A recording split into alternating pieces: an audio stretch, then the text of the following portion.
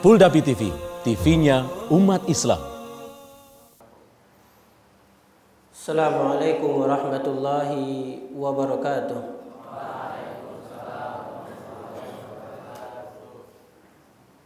Innal hamdalillah nahmaduhu wa nasta'inuhu wa nastaghfiruh wa na'udzu billahi min shururi anfusina wa min sayyiati a'malina. Man yahdihillahu fala mudilla lahu wa man yudlilhu fala hadiya lahu. Fa inna asdaqal hadisi kitabullah wa khairul hadi huda Muhammadin sallallahu alaihi wasallam wa syarrul umur muhdatsatuha wa kullu muhdatsatin bid'ah wa kullu bid'atin dhalalah wa kullu dhalalatin finnar.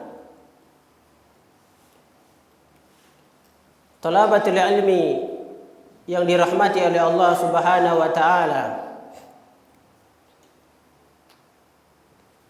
yang pertama-tama marilah kita bersyukur kepada Allah Subhanahu wa taala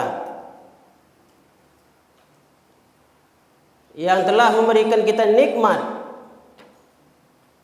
sehingga nikmat tersebut datang silih berganti. Dan juga Allah Subhanahu wa taala berfirman, wal asri, demi masa, kata Allah, innal insana lafi khusr, sesungguhnya manusia itu berada di dalam kerugian, illal ladzina amanu, kecuali orang-orang yang beriman. Syekh Utsaimin tatkala beliau menafsirkan amanu, kecuali orang-orang yang beriman, Syekh Utsaimin mengatakan bil ilmi, iman akan datang dengan ilmu. Naiknya iman seseorang tidak akan datang dengan duduk-duduk di rumah. Wal asri, demi masa, innal insana lafi khusr, manusia berada di dalam kerugian, illal ladzina amanu, kecuali orang-orang yang beriman.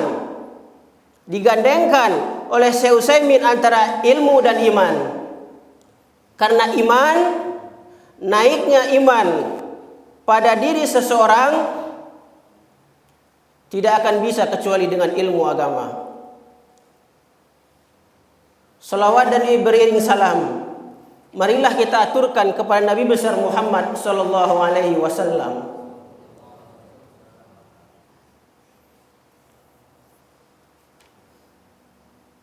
Talabatul ilmi yang dirahmati oleh Allah Subhanahu wa taala, pada suatu hari ada seorang syekh ini bernama Syekh Abdurrahman. Dan Syekh Abdurrahman ini berasal dari negeri Eropa, bukan orang Arab. Tatkala Idul Fitri, maka Syekh ini bukannya makan, bukannya bersenang-senang, akan tetapi Syekh ini membuka kitab.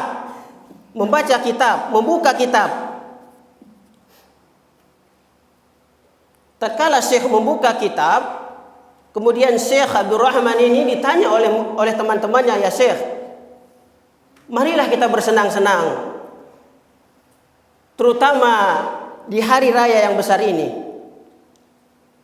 Dengarkan thalabul ilmi, apa kata Syekh Abdurrahman? Wallahi, demi Allah, laisa li rahatun wala ladzatun illa fi thalabil ilmi. Kata Syekh Abdurrahman, demi Allah, aku tidak pernah merasakan kenikmatan dan kebahagiaan kecuali aku dengan kitab. Jadi bahagianya seseorang itu tatkala dia bersama kitab, membaca kitab-kitabnya para ulama. Maka kemana kita akan mencari kebahagiaan kecuali dengan kitab-kitab ini? Para thalabul ilmi yang dirahmati oleh Allah Subhanahu wa taala, di waktu yang singkat ini sedikit kita akan berbicara tentang pentingnya sebuah ilmu yang mungkin ilmu itu sering dilupakan oleh kaum muslimin, yaitu ilmu akidah. Bahkan di dalam kitab Tablis Iblis dikatakan salah satu tipu daya iblis adalah agar manusia tidak bisa mencari ilmu agama. Disibukkan oleh iblis agar manusia tidak bisa mencari ilmu agama. Nah, setelah manusia disibukkan mencari ilmu agama, tetap akan diganggu oleh iblis. Maka disibukkan dengan mencari ilmu agama yang utama, tapi meninggalkan yang lebih utama. Maka salah satu tipu daya iblis adalah tafdilul mafdul minal afdol. Apa itu artinya tafdil? Artinya mengutamakan. Mafdul artinya yang utama. Minal afdol yang lebih utama. Begitu artinya. Jadi salah satu tipu daya iblis adalah agar manusia mengutamakan yang utama akan tetapi meninggalkan yang lebih utama, yakni akidah.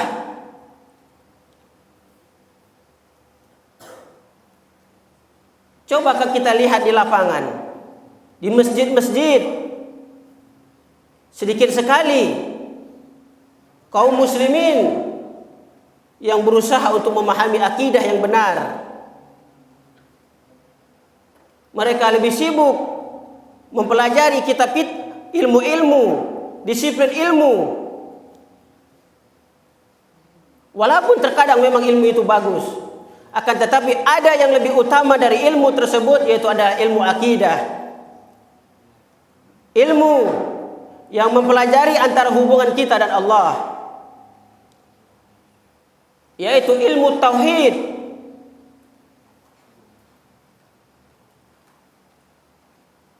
Makanya tauhid ini, hubungan kita dan Allah akan senantiasa Allah pertanggungjawabkan di setiap kondisi.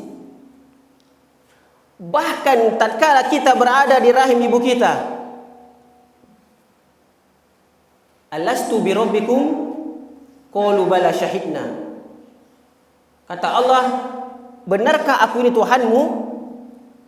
Kata kita tatkala kita berada di janin ibu kita, qalu bala syahidna. Benar ya Allah, Engkau itu adalah sesembahan kami. Di mana ini? Tatkala kita berada di rahim ibu kita. Tatkala kita keluar dari rahim ibu kita, maka akidah ini tetap akan kita pertanggungjawabkan. Apa kata Rasulullah? Kullu mauludin yuladu alal fitrah. Setiap manusia yang lahir ke muka bumi ini, maka dia lahir di atas tauhid, mengenal Islam. Tidak hanya di dunia, bahkan nanti di akhirat, masalah tauhid, akidah ini pun akan kita pertanggungjawabkan. Man rabbuka, man nabiyuka, wa madinuka.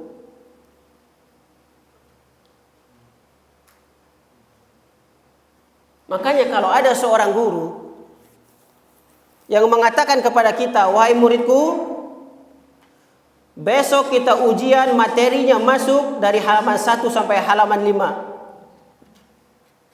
5. Maka semua anak murid akan belajar materi dari halaman 1 sampai halaman 5. Kenapa?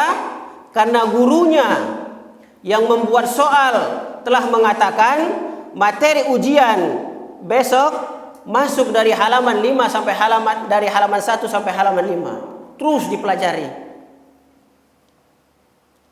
Bahkan kita tidak mau membuka halaman yang lain. Karena guru kita telah mengatakan seperti itu. Akan tetapi kita sudah mengetahui, tatkala nanti kita di alam kubur, ujiannya adalah ditanya tentang Allah, Rasul, dan dinul Islam. Dan kisi-kisinya kita sudah dikasih tahu. Tatkala nanti kita mati, kita akan ditanya di alam kubur.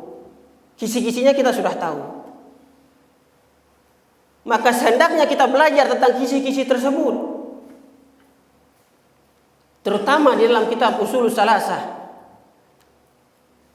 Setelah kita belajar kitab Ushulus Salasah, maka naik ke dalam kitab Qawaidul Arba'ah. Setelah kita belajar kitab Qawaidul Arba'ah, Ushulus Sittah, Qaulus Sadid, Qaulul Mufid, Qaulul Musla, kita belajar akidah yang benar.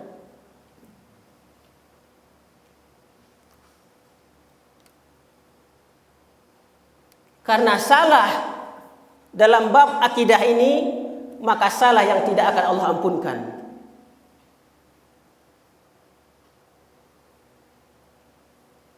Kalau kita salah tatkala sholat, misalkan salah kita sholat, maka ada mukaffiratnya, ada penebus dosanya.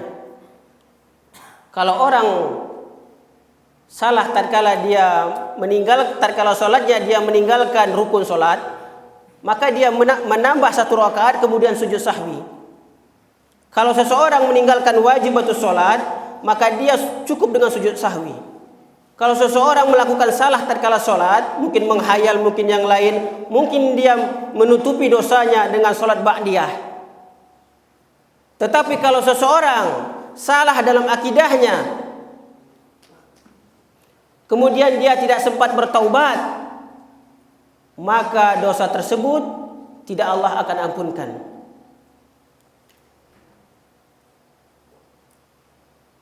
Mana dalilnya? Dalilnya di dalam surat An-Nisa yang menunjukkan bahwasanya dosa-dosa orang yang salah di dalam akidah adalah dosa yang tidak diampunkan. Apa kata Allah dalam surat An-Nisa? Innallah, sesungguhnya Allah, la yaghfiru, tidak akan mengampunkan, an yushraka bihi, wa yaghfiru ma duna dzalika liman yasha. Sesungguhnya Allah tidak akan mengampunkan dosa syirik. Jadi kalau ada orang mati, selama di dunianya dia pernah menyembah kuburan, kemudian dia mati tidak sempat bertaubat, maka dia kekal di neraka selama-lamanya. Dan dosanya tidak Allah ampunkan. Innallaha la yaghfiru, kata Allah, aku tidak mengampunkan. Apa yang dimaksud tidak mengampunkan? Tidak Allah ampunkan kalau dia tidak sempat bertaubat. Allah tidak ampunkan. Ini bedanya permasalahan akidah dengan permasalahan yang lainnya. Tapi kalau dosa-dosa yang lainnya, contohnya kalau ada orang berzina, tatkala dia berzina tiba-tiba dia mati, kemudian tidak sempat bertaubat, maka kata ulama ahlu sunnah wal jamaah, orang seperti ini tahta masyiatillah. Apa yang dimaksud dengan tahta masyiatillah? Tahta masyiatillah itu artinya insa ghafara wa insa yu'adzibah. Tahta masyiatillah itu artinya terserah Allah. Bisa orang yang berzina ini Allah masukkan ke neraka dulu, kemudian ke surga. Bisa juga tidak Allah masukkan ke neraka, langsung Allah masukkan ke surga. Bisa. Terserah Allah. Tidak ada haknya kita mengatur Allah, karena surga dan neraka itu milik Allah. Bisa jadi dia melakukan dosa besar, misalkan Allah masukkan dia ke surga, tidak Allah masukkan ke neraka. Kenapa? Mungkin selama di dunia mungkin dia membangun masjid, bersedekah, tiap tahun umroh haji. Bisa jadi Allah ampunkan. Allah tutup dosanya dengan amalan soleh yang lain. Makanya pada suatu hari ada seseorang yang datang kepada Rasulullah, "Ya Rasulullah, qad qabbaltu imra'atan ajnabiyatan." Ya Rasulullah, aku telah melakukan dosa. Apa kata Rasulullah? "Inna hasanat yudhibna sayyi'at." Sesungguhnya dosamu itu tadi bisa dihilangkan dengan engkau berbuat baik. Ya, begini sikap kita kepada pelaku dosa besar. Karena sebagian orang berlebih-lebihan dengan pelaku dosa besar. Tatkala dia melihat pelaku dosa besar, seperti ada orang yang bunuh diri karena depresi, karena permasalahan rumah tangga, dia katakan orang ini tidak pantas dikuburkan di kuburan kaum muslimin. Ini adalah salah satu sikap yang berlebihan. Ya. Jadi orang yang salah dalam akidah dengan orang yang salah dengan dosa besar itu beda. Kalau syirik kemudian dia tidak sempat bertaubat, maka dia kekal di neraka. 1 detik pun dia nggak bisa keluar. Tapi kalau pelaku dosa besar, kalau dia melakukan dosa besar seperti zina, membunuh, maka dia tahta masyiatillah, terserah Allah. Makanya Allah katakan, "Innallaha la yaghfiru," tidak Allah ampunkan, ayyushraka, bagi pelaku syirik. Dan di sini ada kaidah usul fikih yang berbunyi, nakirah fi siyaqin nafi tufidul umum.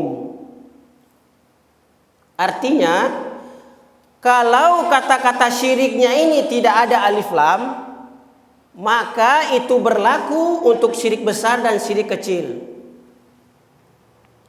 Tapi kalau kata syiriknya ini ada alif lam, berarti itu dosa besar, syirik besar saja. Nah, kita lihat pada ayat ini tidak ada kata alif lam, menunjukkan yang tidak diampuni oleh Allah itu bisa syirik besar dan juga bisa syirik kecil. Begitu cara melihatnya. Kalau ada alif lam, asyirku menunjukkan syirik besar. Tapi kalau tidak ada alif lam, menunjukkan syirik besar dan syirik kecil. Dan di sini di dalam surah An-Nisa ayat 48, Allah tidak mengampunkan dosa syirik. Nah, kalimat syiriknya tidak ada alif lam, menunjukkan dosa syirik kecil dan syirik besar tidak akan diampuni oleh Allah Subhanahu wa taala.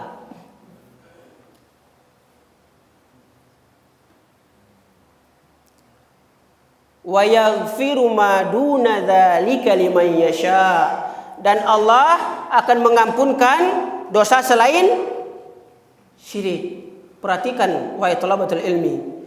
Saya ulangi sekali lagi, Allah mengampunkan dosa selain syirik liman yasha, itu pun yang Allah kehendaki. Apa maknanya? Maknanya ada dosa selain syirik yang tidak Allah ampunkan. Ya. Allah katakan, aku akan mengampunkan dosa selain syirik. Dosa selain syirik seperti zina, membunuh, tapi kalau aku kehendaki, maknanya ada dosa besar selain syirik yang tidak Allah ampuni. Ini kehati-hatian, ketakutan yang seharusnya kita hadapi. Ada dosa selain syirik yang tidak Allah mau ampunkan. Contohnya seperti apa? Ya, contohnya mungkin seseorang yang sudah tahu ilmunya, tetapi dia bisa melakukannya. Ya, begitulah pentingnya kita belajar akidah yang benar ini. Karena kesalahan dalam akidah ini tidak dimaafkan oleh Allah Subhanahu wa taala. Apalagi dia mengatakan tidak tahu. Dia tinggal di kota-kota besar, kemudian di sana banyak orang yang berilmu, kemudian dia mengatakan tidak tahu, maka tidak tahunya itu tidak diterima. Ya, tidak tahunya itu tidak diterima. Kenapa? Karena dia tidak termasuk dalam golongan orang-orang al-uzur bil jahal. Bagaimana yang tidak tahu diterima? Yang tidak tahu diterima itu adalah contohnya orang-orang yang hidup di hutan, yang mendakwakan tidak ada, sarana komunikasi tidak ada, buku-buku pun tidak ada. Tidak bisa dia mencari ilmu agama, sehingga tatkala dia hidup di hutan, dia menyembah selain Allah. Maka orang seperti ini bisa jadi nanti dia berhujah di hadapan Allah, ya Allah, aku tidak tahu karena aku tinggal di hutan.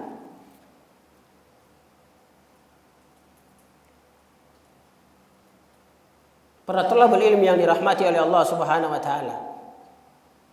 Begitulah bahayanya tatkala kita salah dalam akidah. Tidak Allah ampunkan. Dan yang kedua, kalau orang berani melakukan perbuatan syirik ini, waliyauzubillah, maka amalannya akan Allah hapuskan, hanguskan, Allah hancurkan. Mau dia haji tiap tahun, mau dia sekali sedekah berjuta-juta, berani dia sujud di kuburan, berani dia meminta kepada selain Allah, hati-hati. Lain asyrakta la yahbatanna amaluka. Kata Allah, lain asyrakta, kalau engkau berani syirik wahai Muhammad, ya. Jadi ayat ini diperuntukkan kepada Nabi kita yang tercinta, Nabi Muhammad SAW. Kalau engkau berani syirik wahai Nabi Muhammad, tetapi Nabi Muhammad tidak pernah syirik. Tapi seandainya berani syirik, la yahbatanna, akan dihapuskan semua amalannya. Tidak peduli amalan sebanyak apapun. La yahbatanna, berapa taukid kalimat penegasan yang ada di dalam kalimat habato. Ada nun, kemudian ada tasdid, itu penekanan yang artinya la yahbatanna, sungguh benar-benar amalan engkau itu akan dihapuskan wahai Nabi Muhammad, seandainya engkau berani melakukan kesyirikan. Tidak hanya itu, bahkan Allah Subhanahu wa taala mengatakan kepada nabi-nabi sebelumnya, walau asyraku, kalau nabi-nabi terdahulu berani syirik kepadaku, kata Allah, la habita anhum ma kanu ya'malun, sungguh akan aku hapuskan amalan mereka.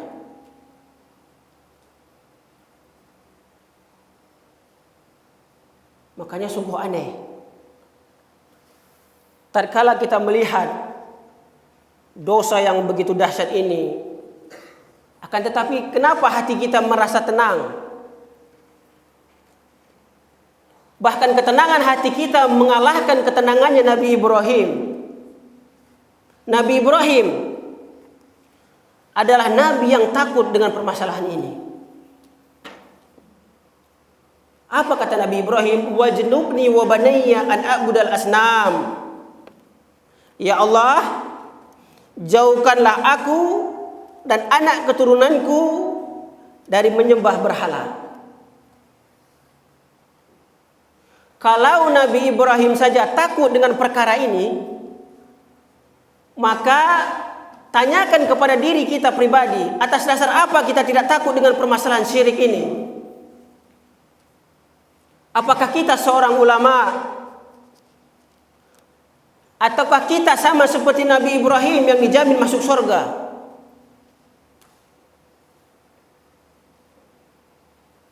Takut Nabi Ibrahim terhadap dosa syirik ini.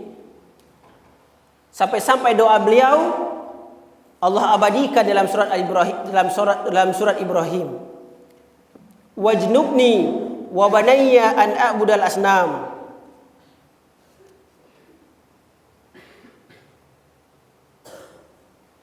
Bahkan begitu juga ketakutan yang dialami oleh Rasulullah sallallahu alaihi wasallam. Sampai-sampai Rasulullah SAW mendakwahkan perkara ini 13 tahun di Mekah. 13 tahun. Tidak ada syariat yang beliau dakwahkan kecuali mengajak kepada Allah dan menjauhi syirik. U'budullah wajtanibut taghut. 13 tahun. Bahkan tidak ada sebuah syariat yang turun selama 13 tahun itu kecuali Rasulullah SAW konsentrasi tentang masalah dakwah tauhid ini.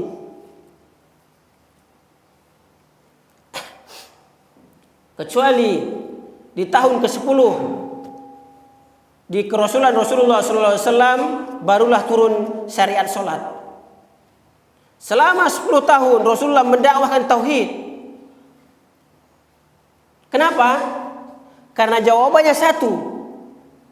Kalau orang tidak bertauhid, maka dia kekal di neraka selama-lamanya. Itu jawaban yang paling tepat. Sampai-sampai Allah utus setiap rasul kepada kaumnya untuk mendakwahkan ini. Laqad ba'atsna fi kulli ummatin rasulan an ya'budullaha wajtanibut taghut.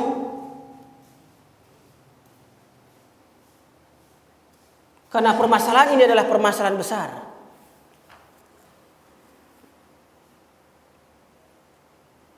Maka Syekh Fauzan bin Abdullah Al-Fauzan pernah ditanya oleh seorang mahasiswa.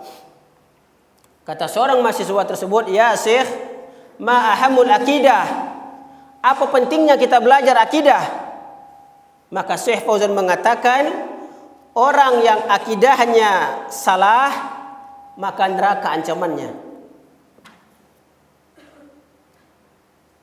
Maka akidah lebih didahulukan dari disiplin ilmu yang lainnya. Bahkan Allah katakan dalam surat Muhammad, fa'lam annahu la ilaha illallah wastaghfir li dzanbik. Kata Allah, fa'lam annahu la ilaha illallah wastaghfir li dzanbik. Allah mendahulukan tauhid daripada sebuah amalan yang bernama istighfar. Kenapa? Karena amalan seseorang tidak akan bisa diterima kecuali dengan tauhid, mengesahkan Allah.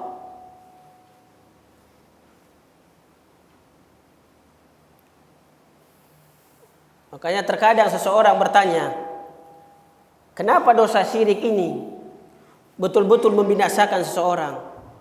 Padahal dia cuma syirik, tidak membunuh. Maka kalau saya boleh ilustrasikan, kalau kita bekerja di sebuah perusahaan,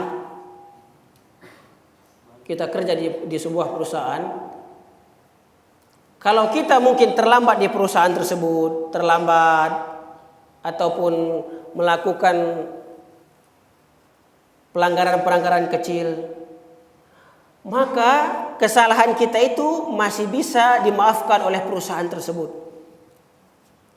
Tapi kalau kita datang ke bos perusahaan tersebut, kemudian bosnya kita ludahi, kita injak, kemudian kita pukul, maka sudah pasti kita akan dikeluarkan dari perusahaan tersebut. Begitulah syirik tersebut. Syirik menganggap Allah itu tidak ada.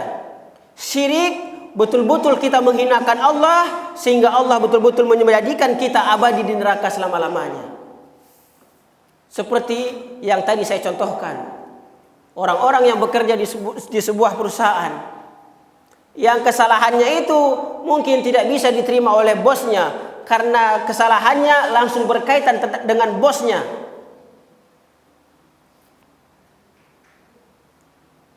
Inilah yang membuat dosa syirik itu terkadang ancamannya lebih besar dari dosa-dosa yang lainnya.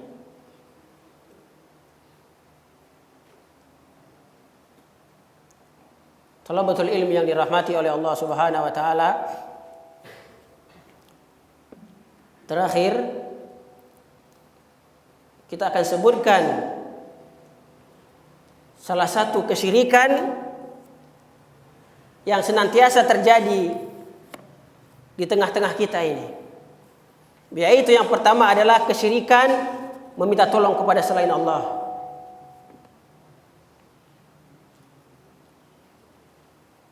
Meminta tolong adalah sebuah ibadah. Nah, apa yang dimaksud dengan ibadah? Ibadah itu sebagaimana yang dijelaskan oleh Syekhul Islam Ibnu Taimiyah dalam kitab Al-Iman, al-ibadah adalah ismun jami'un likulli ma yuhibbullahu wa yardahu min aqwalin wa af'alin zahiratan wa batinatan. Itu artinya ibadah. Jadi ibadah itu adalah setiap sesuatu yang bersifat umum. Likulli ma yuhibbullahu wa yardahu, yang bersifat umum itu dicintai dan diridhoi oleh Allah Subhanahu wa taala. Itu namanya ibadah. Nah, setelah kita memahami definisi ibadah, nah sekarang bagaimana kita mengetahui pekerjaan ini ibadah? Cara mengetahuinya, yang pertama adalah cara mengetahui apakah perbuatan ini bersifat ibadah atau tidak. Cara mengetahuinya adalah di sana ada kata-kata perintah. Perintah otomatis menggunakan fi'il amr. Aqimis shalah, dirikanlah salat, bayarlah zakat.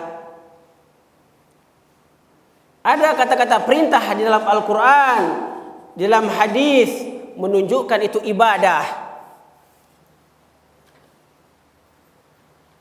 Kemudian yang kedua, bagaimana cara kita mengetahui perbuatan ini ibadah? Yaitu dengan isim amr.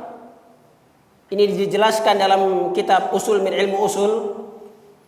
Isim fi'il amr, dia itu bukan kata kerja, akan tetapi memerintahkan. Contohnya, hayya 'ala shalah, marilah salat. Nah, kata perintah ini yang tidak menggunakan kata kerja, ini juga termasuk ibadah. Hayya 'ala shalah, marilah ibadah. Dan yang terakhir, ciri-ciri suatu pekerjaan dikatakan ibadah, yaitu di sana pekerjaan tersebut dipuji oleh Allah Subhanahu wa taala. Kata Allah, yufuna bin nadri wa yakhafuna yawman kana syarruhu mustaqira. Allah Subhanahu wa taala memuji orang-orang yang menunaikan nazar, menunjukkan nazar itu ibadah. Nah, kalau ibadah ini kita selewengkan kepada selain Allah, maka bukan syirik kecil lagi namanya, tapi syirkun akbar, syirik besar. Nah, kalau kita tidak sempat bertaubat, maka siap-siap kita mendapatkan hadiah dari Allah yang tadi telah kita sampaikan. Dosanya tidak diampuni, amalannya dihanguskan, tidak keluar dari neraka. Kapan orang musyrik keluar dari neraka? Akan keluar dari neraka hatta yalijal jamalu fis sammil hiyad. Pelaku musyrik kalau tidak bertaubat, dia akan keluar dari neraka sampai onta masuk lubang jarum. Yakni maknanya mustahil. Jadi Allah itu sedang marah besar kepada pelaku syirik. Sebagaimana marahnya seorang bos perusahaan dipukul dan diludahi oleh pegawainya, tidak dikasih ampun, tidak dikasih maaf kalau dia tidak minta maaf.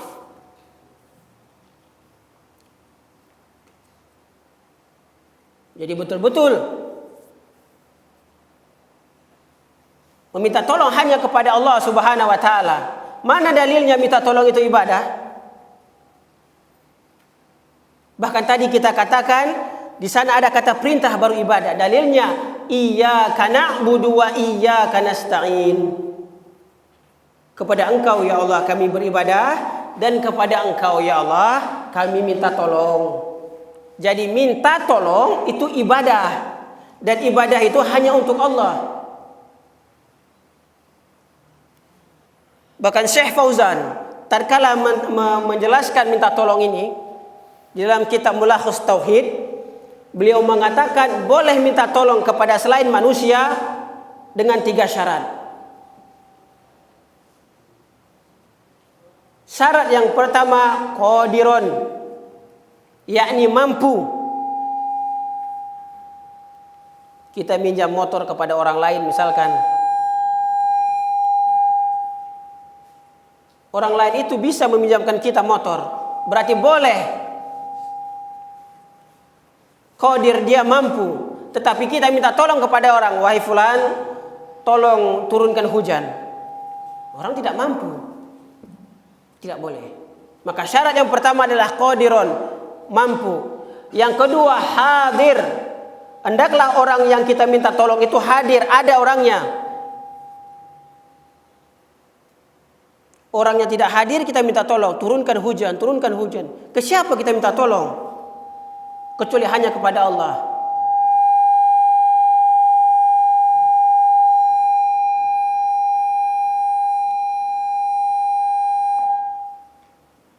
Yang kedua, syarat yang kedua adalah hayy, hidup.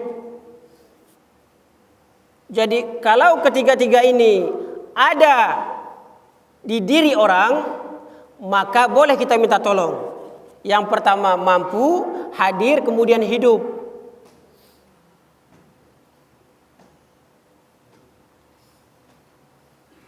Karena sebagian manusia minta tolong ke tempat-tempat yang sangat jauh, minta tolong ke kuburan misalkan, tidak boleh.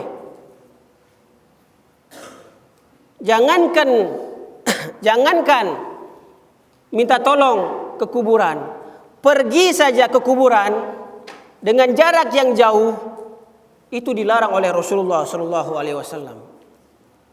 Rasulullah sallallahu alaihi wasallam mengatakan, la tashuddur rihal illa ila salasa masajid. Tidak boleh seseorang itu berpergian jauh dengan niat safar dan ibadah, ya. Dengan 2 ya, dengan niat safar dan ibadah, illa ila salasa masajid, kecuali ke 3 masjid. Yang pertama ke Masjidil Haram yang ada di Makkah. Yang kedua ke Masjid Nabawi yang ada di Madinah. Yang ketiga ke Masjidil Aqsa yang ada di Palestina. Tidak boleh. Tidak boleh kita pergi jauh niat ziarah kecuali ke 3 masjid tersebut. Barang siapa yang ziarah ke 3 masjid tersebut, misalkan ke Masjidil Haram, dia sekali sholat di Masjidil Haram, pahalanya lebih besar 10.000 kali dibandingkan sholat di masjid ini. Waliyauzubillah, subhanallahulazim. Maka seorang muslim harus memiliki cita-cita yang besar. Salat di Masjidil Haram. Begitu pemuda itu. Cita-citanya tinggi, besar. Uluwil himmah. Tamat dari sini, saya mau sekolah di begini. Begitu. Jangan tamat dari sini mau nikah, jangan. Itu bukan cita-cita. Gantungkan cita-cita kita di atas langit. Pada suatu hari nanti aku akan sholat di Masjidil Haram. Begitu. Itu laki-laki. Ya. La tashuddur rihal illa ila salasa masajid. Tidak boleh berpergian. Berpergian dengan niat ibadah. Ziarah itu ibadah. Tidak boleh. Kecuali ke 3 masjid ini. Contohnya, kita sekarang tinggal di Pulau Jawa, di Sumatera ada masjid. Kita pergi ke Sumatera untuk melihat masjid tersebut, tidak boleh. Kenapa? Terkena hadis ini. La tashuddur rihal. Tidak boleh mengkhususkan perjalanan yang bernilai ibadah kecuali ketiga tempat tersebut. Misalkan di provinsi sebelah ada tempat wisata. Kemudian kita pergi ke sana. Boleh. Kenapa? Karena itu bukan ibadah. Karena itu bukan ibadah. Karena ada sebagian orang pergi dengan jarak safar untuk mengadakan i'tikaf di masjid-masjid tertentu. Ini tidak boleh karena terkena dengan hadis ini.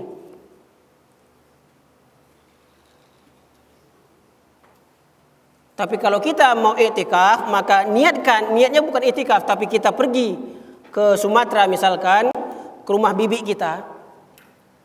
Ternyata kita pergi itu ternyata bertepatan dengan bulan Ramadan. Maka kita i'tikaf. Kebetulan, itu tidak apa-apa. Tapi kalau diniatkan, maka tidak boleh kecuali ketiga masjid tersebut.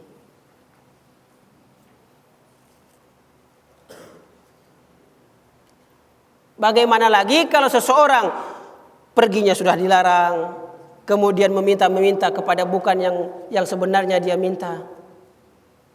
Jelas ini adalah syirkul akbar. Meminta kepada selain Allah Subhanahu wa taala. Dan yang terakhir, contoh kesyirikan yang terakhir yang ingin saya sebutkan adalah yaitu az-zabh, menyembelih. Betapa banyak orang-orang tatkala dia mendapatkan hasil panen yang sangat banyak, bukan bersyukur kepada Allah Subhanahu wa taala, akan tapi menyembelih. Tidak berterima kasih kepada Allah Subhanahu wa taala yang telah memudahkan dia untuk panen. Maka Rasulullah sallallahu alaihi wasallam mengatakan kepada para sahabatnya, "Dakhala rajulun al-jannata fi zubabatin wa dakhala rajulun an-nara fi zubabatin." Masuk surga seseorang karena lalat dan masuk neraka seseorang karena lalat. Sahabat bingung, kok bisa masuk surga karena dengan seekor lalat? Kemudian sahabat bertanya, "Kaifa yakunu zalika ya Rasulullah?" Gimana kok bisa terjadi seperti itu ya Rasulullah? Maka Rasul bercerita, dulu ada seseorang yang sedang berjalan. Tatkala di tengah perjalanan, maka dia di-stop dengan seorang algojo.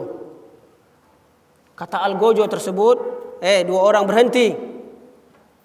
Kalau mau lewat di kampung kami ini, menyembelih dulu dan sembelihannya harus diberikan kepada patung kami ini.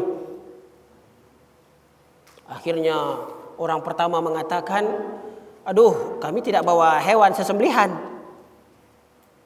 Kata orang yang pertama, kata algojonya, "Izbah walau bidzubabah." Sembelih aja walaupun seekor lalat. Akhirnya orang pertama ini menyembelih lalat dan dipersembahkan kepada patung yang ada di desa tersebut. Kata Rasulullah, orang pertama ini masuk neraka. Kemudian algojo memerintahkan kepada orang yang kedua, "Sembelih, teman kamu udah nyembelih itu." Kata orang yang kedua ini karena tauhidnya kuat, dia mengatakan tidak, karena menyembelih itu ibadah dan ibadah itu hanya untuk Allah. Tidak mau dia menyembelih. Akhirnya orang yang kedua ini dipenggal kepalanya dengan algojo ini. Maka kata Rasulullah SAW, orang yang kedua ini masuk surga. Masya Allah. Kalau menyembelih seekor lalat yang hina saja dijamin masuk neraka, bagaimana lagi dengan menyembelih ayam, menyembelih seekor sapi yang kita peruntukkan ke sawah-sawah?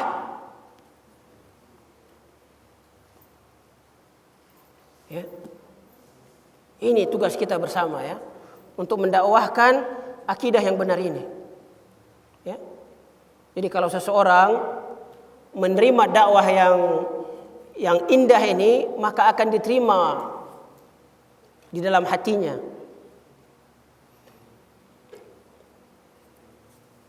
Thalabatul ilmi yang dirahmati oleh Allah Subhanahu wa taala, semoga yang singkat ini bisa menjadikan motivasi bagi kita semuanya agar kita senantiasa semangat belajar akidah, mendahulukan akidah daripada ilmu-ilmu yang lainnya, dari disiplin-disiplin ilmu yang lainnya. Walaupun memang kita tidak mengingkari ilmu yang lainnya penting, saling menunjang. Akan tetapi jangan lupa akidah nomor satu. Karena Rasulullah SAW mengatakan, "Asyirku fi hadzal ummah akfa min dabibin namlah. Syirik zaman sekarang lebih samar dari jejak semut di malam hari di atas batu hitam. Syirik zaman sekarang. Bahkan Syekh Utsaimin dalam kitab ini di halaman 433 mengatakan, salah satu bentuk kesyirikan keinginan orang untuk dunia. Bahkan diceritakan dan Syekh Utsaimin mentafsir merinci, seseorang yang mencari gelar, mencari ijazah agar dia mendapatkan kedudukan dan posisi di tempat dia bekerja. Baca kitab ini di halaman 433. Tidak puas dengan pujian Allah Subhanahu wa taala. Semoga yang singkat ini bermanfaat. Kalau ada kata-kata yang salah, itu datang dari saya pribadi. Kalau ada yang benar, itu datang dari Allah Subhanahu wa taala. Semoga kita menjadi orang-orang yang lebih semangat lagi, terutama nanti di bulan Ramadan. Semangat di bulan Ramadan. Berubah di bulan Ramadan. Kalau kita tidak ada perubahan di bulan Ramadan, pastikan kita tidak akan berubah di bulan-bulan lainnya. Kalau kita tidak bisa membaca Al-Quran di bulan Ramadan, pastikan kita tidak akan membaca Al-Quran di bulan-bulan lainnya. Sebelum saya tutup, saya ingin memberikan tip kepada para thalabul ilmi yang ingin menghatamkan bacaan Al-Quran di bulan Ramadan. Bagaimana tipnya? Tipnya adalah tatkala kita selesai sholat, maka hendaklah membaca 2 lembar dari Al-Quran. Selesai sholat, sholat zuhur baca 2 lembar, asar 2 lembar, berarti 10 lembar kita baca setiap hari. 1 juz itu 10 lembar. Nah, Ramadan ada 30 hari. Maka sehari 10 lembar, 30 hari Ramadan 30 lembar, maka 30 juz kita selesai membaca Al-Quran. Kalau tip ini dipakai, maka sudah pasti dan pasti kita akan khataman membaca Al-Quran di bulan Ramadan. Subhanaka Allahumma wa bihamdika asyhadu an la ilaha illa anta astaghfiruka wa atubu ilaik. Assalamualaikum warahmatullahi wabarakatuh.